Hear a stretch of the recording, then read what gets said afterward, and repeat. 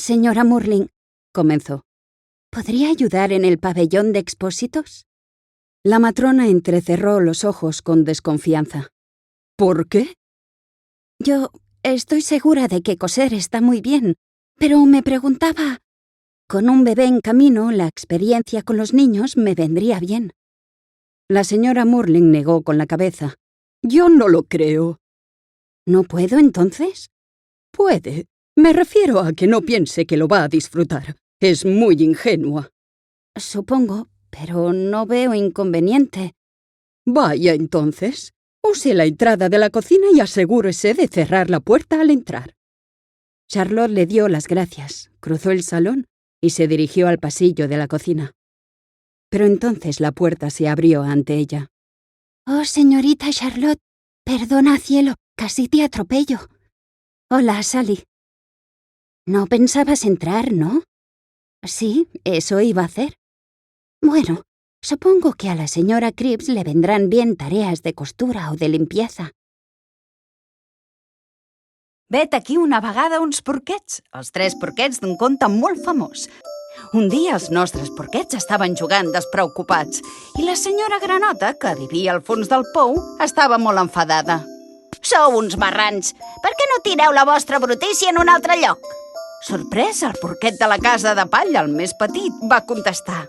Perdoni'm, senyora Granota, però la meva casa és de palla i jo no tinc lavabo. Quina altra cosa puc fer?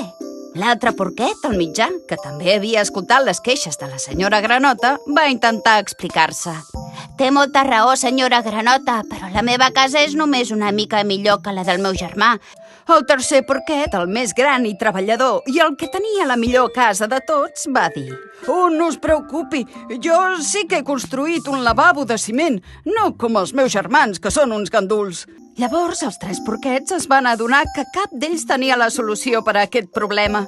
I per si no tinguessin prous problemes, aquell mateix dia havia arribat el llop. El llop! Tanquem-nos a les nostres cases abans que es posi a bufar. Un moment, abans que em posi a bufar i que continuï el conte tal com tots el coneixem, tenim un problema més important, no ho trobeu? Ah, sí?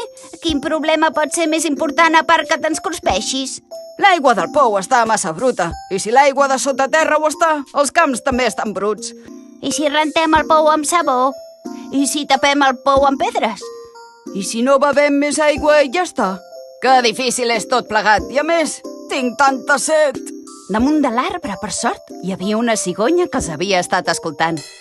Amics, no estigueu tristos. No gaire lluny d'aquí hi ha una noia molt eixerida que ha fet un gran descobriment. Reconeixereu aquesta noia perquè porta una caputxa de color... La caputxeta vermella! Jo la conec d'un altre conte. Però no te la volies menjar també, a l'altre conte? Bé, només quan tinc molta gana. I ara el que tinc és set. Molt contents, els 3 porquets i el llop van viatjar per tot el país a la recerca de la caputxeta vermella. Quan van trobar-la, la noia estava bevent un got d'aigua tan neta que semblava feta de diamants. És clar que sí. Tot just ara, conjuntament amb els meus socis, estem treballant en una solució per netejar les aigües subterrànies de tot el món. Sent aquest munt de gossets que lladren? Escolta bé.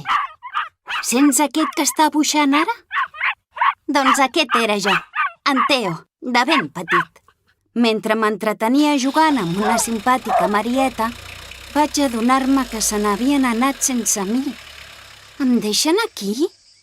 No sé tornar a casa tot sol! Vaig passar molts dies caminant sense parar. De sobte, quan em semblava que no podia continuar i estava a punt de rendir-me, vaig sentir uns sons i olors molt llunyans. A la protectora vaig fer un amic molt especial, en Derry, un 3 potes encantador que em va dir que no em preocupés. Aquí, Theo, va explicar-me en Derry. A més d'estimar-nos, cuidar-nos i protegir-nos, ens busquen una bonica família adoptiva. Què és una família adoptiva? Li vaig preguntar jo. Una llar on tot el que tant anhelem es fa realitat. Un gran somni.